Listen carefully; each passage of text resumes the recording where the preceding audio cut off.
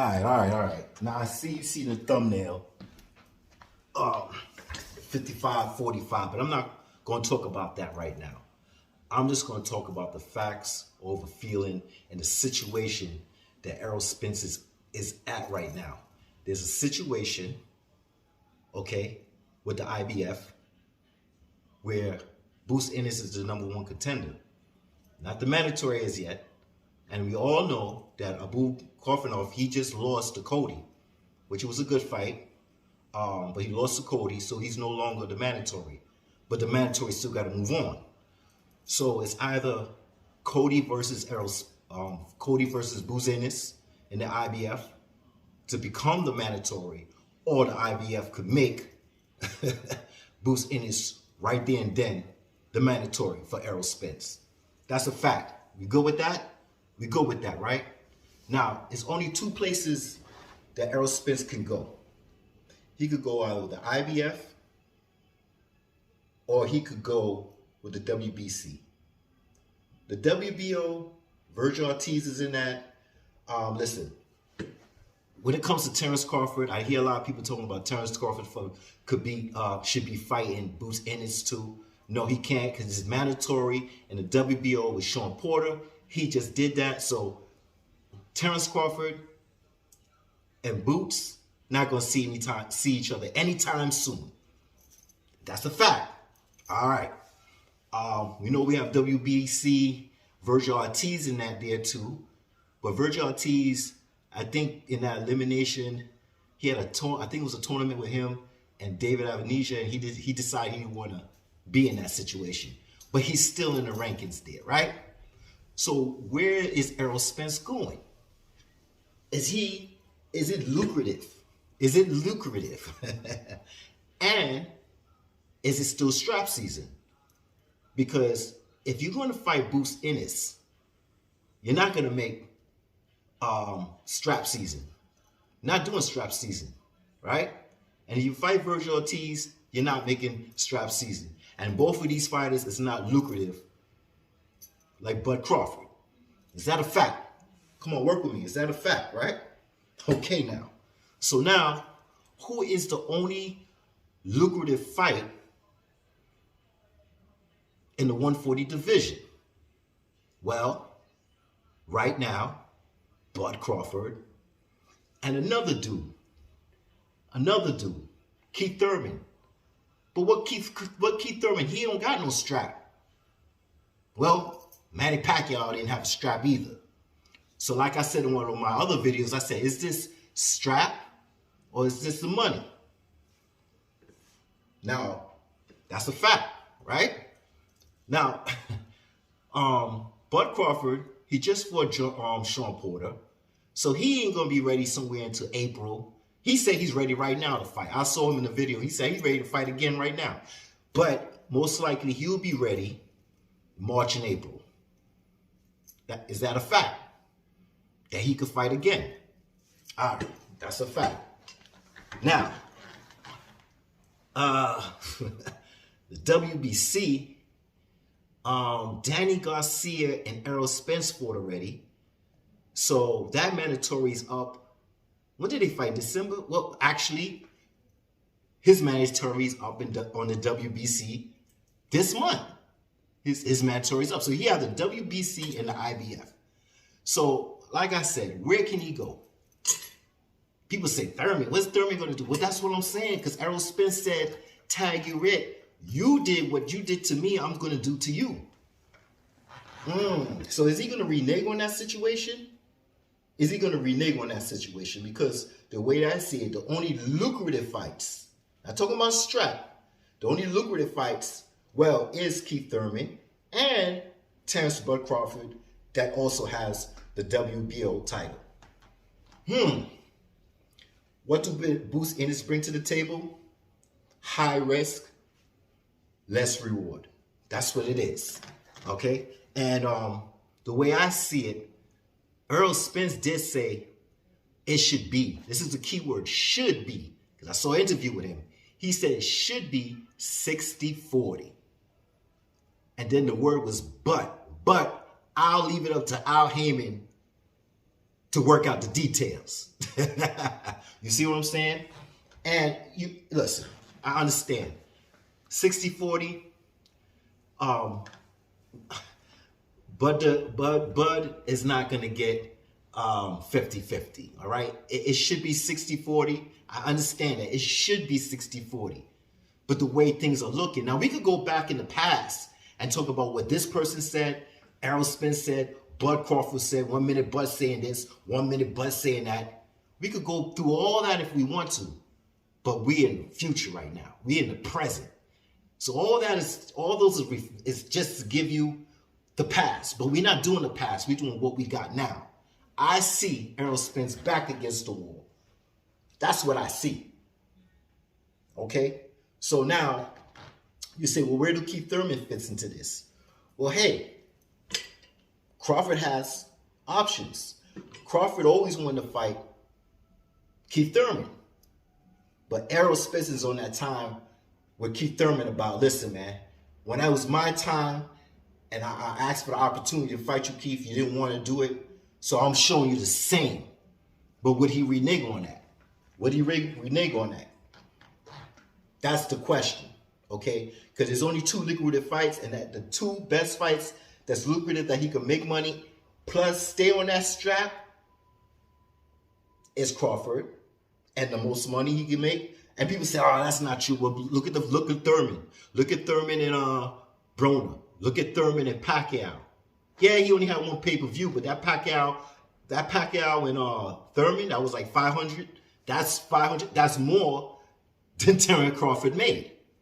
And most of his fights together. So when it comes to it, I think Errol Spence got to make this fight. And the way I see it, Crawford is doing, of course he doesn't, of course he wants 50-50, but of course he knows he's not getting 50-50. So the best thing I'm listening to, not directly, but indirectly, is that I want 55-45. 45 for Bud, 55 for Errol. This is where I'm seeing. And that's why I think he stayed at 50-50. While Errol's saying 60-40. Where it should be. That's what Errol's saying. But he said, we're going to let Al Haymon kink out all the details and stuff like that. But I know that Errol Spence is going to get the most out of this situation. So, my man, Errol, we need to hear where you're coming from. And I'm pretty sure in the next week or 2 or 3 weeks we're going to hear, because I think there have been some negotiations going on behind the scenes with Errol Spence and Bud Crawford. And, you know, all this 50-50 was when Crawford was with Bob Arum. He's not with Bob Arum anymore, but he's still sticking with the 50-50 because he knows. See, this is the thing about Bud Crawford. He knows. He's saying, listen, I did enough for boxing. I know you don't want to hear it. I know you don't want to hear it, but he said 135, 140, 147. I don't need Errol. Even matter of fact, when he was in the ring after he beat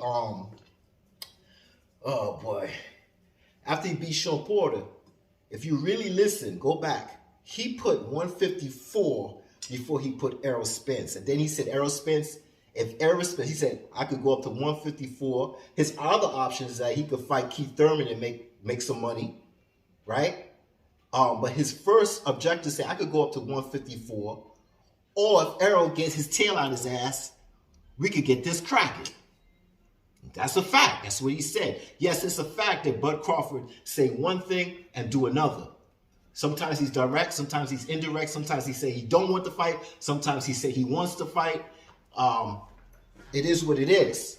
All right. I just recently see that he's, I think with the WBC or whatever, he tried to petition, had Chico Lopez up there to talk for him. And then he's trying to do the same thing with IBF. But you know, 2 different sanction bodies you can't do nothing. You're a WBO champion asking from another sanction body what to do. Ain't gonna happen, right? But he's showing people that he's doing something, regardless if he can do something. So he's trying to show you indirectly, listen, I'm trying to get this fight with Errol Spence. Regardless if I say I don't need him. But he said that in the ring. He said, listen, I'll go to 154 or I'll fight Errol. So he's trying to make it look like, listen, I don't need this brother. It is what it is. It's either he get it popping now with me, or, and this is the problem, man. This is the problem. Because the way I see it, Errol Spence, is he going to go another year trying to keep himself at 147? I mean, the last thing I heard, he said he had like 2 fights left at 147. So what is the 2 last fights at 147? You said you do not want any tune-ups. Tune-ups are for boxers that's not sure of themselves. Is that a fact? That's not my fact. That's Errol Spence's fact. So that's one. The other thing is his weight. So to me, I see his back against the wall right now. And if you asking, if Crawford is asking for 50-50, this is a perfect opportunity to ask for 50-50, knowing you're not going to get 50-50. But a 55-45, that can happen. I can see that happening. And that's basically all I'm trying to say right now. It's not who's right, who's wrong, who said in the past, because a lot of these channels will always talk about what Crawford said in the past. And I'm going to let you know this is a fact. Crawford is always up and down on what he says. That's a fact. Are we right, Errol Spence fans? He's up and down. One minute he wants to fight, one minute he don't want to fight. But he's trying to tell you 2 things at one time. He's trying to say, listen, if I can't get the fight, listen, let me ask you something. In the Hall of Fame, is there a slot where they say, you're a pay-per-view king, you're a star, you put asses in seats? Is there a category in the Hall of Fame for that? So this is what Crawford is saying. Listen, I've been there, I've done that. I was undisputed at 140. Who's talking strap season? Who's talking strap season? All right? So now Bud Crawford, he'd be ready to fight somewhere in March and April. Keith Thurman is supposed to fight Mario Barrios, Tank last opponent, which I ain't really feeling that fight, but you know, it is what it is. I have my own reasons, but Keith Thurman fighting Barrios in January. So that means Keith Thurman should be ready around mid-spring or summer. But do Errol Spence wait that long? Do Errol Spence wait? Because guess what? The IBF don't play. The IBF don't play. If they could strip Canelo, and I like the IBF so far for now. I'm not gonna say for long term. I'm just saying for now. They've been on their square when it comes down to either fighting or getting stripped. So what I'm saying is now, is it strap season or what's lucrative? Because the way I see it, the WBA with this tournament with UGAS is tied up. UGAS is tied up. First, he got to fight Standonius. He's going to be the winner of that. We expect that, right? He's going to beat Standonius. But then he got to fight Butnev. Butnev just sitting there waiting because he beat Jamal James. He's just sitting there waiting. So this is going to take over time. So now Errol Spence got to think, damn, the WBA is tied up. UGA's tied up with Standonius and Butnev. And my strap season ain't looking too much of a strap season. Damn, I got to be another year at 147 to make this weight. I'm getting older. As you get older, it's hard to lose the weight. Everything slows down. He's got to think, is it really strap season anymore? Or is he going to vacate the belt? Because I'm going to tell you right now, Crawford is not calling for strap season. He's not. He's just going by this. I will fight you. If that strap comes along, then we'll talk about the next belt. That's indirectly where I'm hearing. He's not the one talking about strap season. Nah. It's Terrence, it's Errol Spence. But it's just like, listen, we can make money on both these. Both of us can make this money and get out the way and let Virgil Ortiz, Boots Ennis, Ben Connor, Speedy Rashid Ellis, all these new up-and-comers come up and do their thing. Okay? It's either you going backwards or you going forwards. Which one is it, Errol Spence? Your back is against the wall. And that's why on my thumbnail, I got 55-45. Because I can't see it no other way, man. because your back is against the wall. And Al Heyman knows this. Terrence Crawford now knows this. We talking about the present. Yeah, maybe a year or so ago, you could be saying that 60-40. But when you're back against the wall, you know your own lucrative fight, and you can stick with that strap season, is Bud Crawford. That's the fight to take. That's the fight to take. So I'm waiting to see what comes the next couple weeks with negotiations, because I'm sure they're doing their negotiations in the background. And I'm hoping to see or hear a fight between Terrence Crawford and Errol Spence. That's all I want to see right now. There's no one else to get in this way right now. No one. Okay, unless Errol Spence have to fight is mandatory, and if it's mandatory, it's Cody, right? And it's not Bruce Ennis. I could see that he could use that. That could be his advantage to get stepped back in the ring. You know, that ring rust, that so-called ring rust, which I don't care, because like I said, these fights fight once, twice a year. I said in my last video, Manny Pacquiao was off 2 years. Manny Pacquiao had 2 weeks notice for UGAS. Same thing with Jamal James. All right, he was out.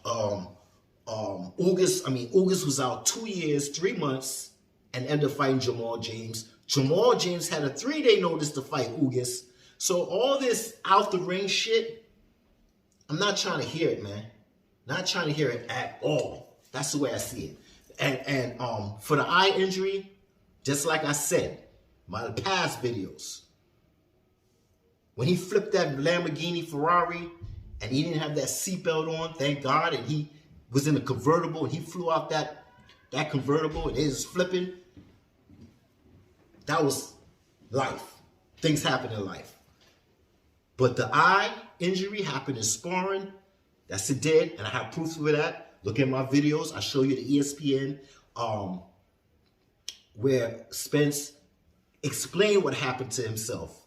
Where all these other channels are talking about, Errol Spence did not know that he had an eye injury until he went for the pre-examination to fight Manny Pacquiao. And that's when they caught it. That is wrong. Because Errol Spence said to ESPN he said it. It happened in Dallas in sparring. So whatever happened in sparring, that's work time. Okay, things happen in sparring. It is what it is. All right? It is what it is. Take a look at this thing with Tank Davis in his hand. Calvin, his trainer said, listen, he had issues outside the ring with that. And he brought it in the ring. I don't know. This is what I heard. And then it affected him more as the rounds went by and he broke his hand. Now, if it's true or false, whatever it is, shit happened in sparring and you still got to go into a fight.